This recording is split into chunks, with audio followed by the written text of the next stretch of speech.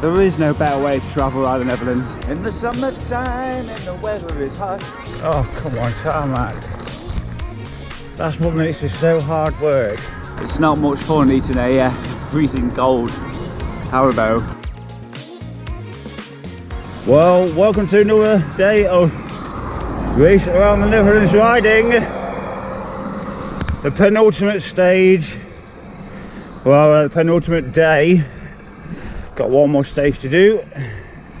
Just finishing off stage 3. Got 2 more tips for you if you want to do ultra distance. Tip number 1, don't mix up all your food wrappers with your regular wrappers. Try and keep them separate wherever possible. Tip number 2, again related to food. If you can, try to remember at the end of the day or during the day at some point just to reassess what food you've got. You might find some bits hiding away at the very bottom of that frame bag, like I did. 1, not 2, but 3 energy gels tucked in the very corner of the frame bag. May come in useful. 3 minutes past 8, co-op just opened, success. This one's just for Adam Watkins. I found Bristol. As you can see, somewhere in the Netherlands. Yeah, that's somewhere. Just thought I'd hide under a tree. It's time for lunch. 20 past 12. Got some meat kind of thing. About 4 different buns in there, so I'm going to make some sandwiches. About 110 kilometres so far on day 6. I was going to do 100, but I just kept going and going and couldn't find a bench which met my exacting requirements, and this one does, because it's in the shade, it's just on the edge of the suburbs, and I'm not looking at a building or something like that. Wow, look at the nice quaint little houses and some trees and things like that. I don't like cityscapes at all, so yeah, I'm just gonna chill here for a little while. I don't know how long I'm gonna give myself, but maybe 25 minutes. Right, anyway, let's tuck in. Some sandwiches made. I tell you what, you see everything being transported by bicycle here in the Netherlands. There was a mother and daughter, and the daughter was on the back of the bike, but her feet were like dangling down too close to the back wheels. So instead, she had her feet sat in panniers. And you know what I saw yesterday? I was going up the coast. It was 6 o'clock in the morning, big city. Just come out on all the nature reserves into this big cityscape, and there's a guy all dressed in a wetsuit on his bike carrying a full-size surfboard. They are taking the piss. Just on a gravel section, now cobbles, and I just booked me a hotel. I hope it's not too much this, because my backside is already hurting enough as it is. There we go. Don't say there wasn't a windmill in this series. So just in case you missed it, got a B&B tonight.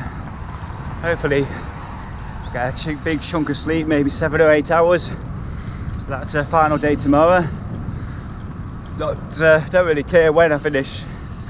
Never have. It's just about finishing it. And I was expecting from the very outset to finish on Saturday.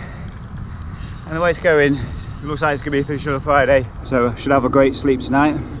I'll pop the name of the town or village where I'm staying at. The big question is, as you can see on the map, it's to the west of the big climb, so the question will be, do I do that climb this evening?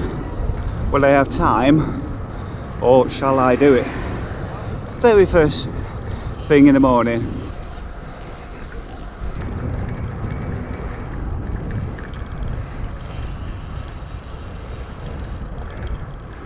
Another what looks like a nature reserve, and as is common here in the Netherlands, that bit off to the right is for the horses and people to walk as well, I guess.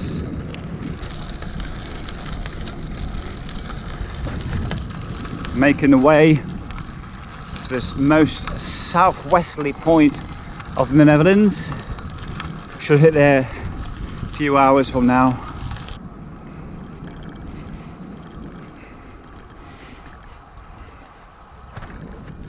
what a better way to take in the country as a whole, based around the Netherlands.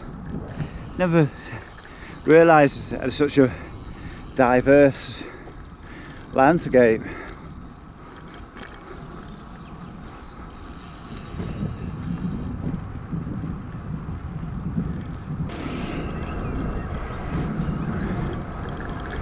Oh my God, I can't believe it. I've never been this far away from home. On a bike. Just leaving Maastricht, right in the southern corner, whatever you like to call it. And my right knee is actually battering me. Got to keep stopping a lot. Remember, if I said already, I've organised a Airbnb. It's less than 35 kilometres up the cycle path, cycle lane. However, I've got the first categorised climbs since day one, I think. There's about 6 of them in this neck of the woods. Don't know how many I got to do first before the B&B, but they're just slow grinders, so I'll just take it easy going up. I see I'm going up in a minute, but very, very gradual. And it's supposed to be quite steep stuff right here. The stage climb I won't finish until, well, sorry, it won't start until tomorrow. And I'm a good night's sleep. Whew! First category climb.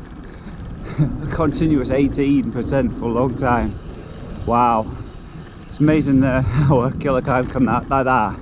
Fully loaded can suddenly wake your legs up. Well, they're still moving. Right leg's took all the battering. Left leg's not too bad.